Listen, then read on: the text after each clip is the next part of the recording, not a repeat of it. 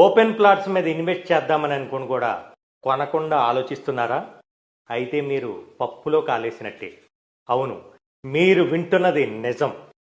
తెలంగాణలో గత సంవత్సర కాలంగా డిటిసిపి లిమిట్స్లో ఉన్న ప్రాంతాలను హెచ్ఎండిఏ పరిధిలోకి తేవటంతో కొత్త వెంచర్లకు పర్మిషన్లే రావట్లేదు.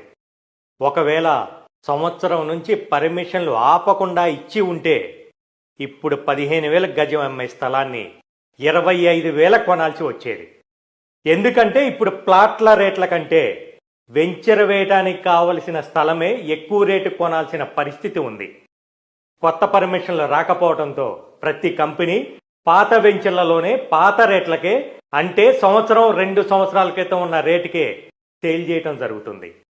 ఒక్కసారి ఎఫ్సిడిఏ, డిటిసిపి, హెచ్ఎండిఏ పర్మిషన్లు ఇవ్వటం స్టార్ట్ అయితే కొత్త వెంచర్లు విపరీతంగా వస్తాయి. అప్పుడు 10,000 కొనేది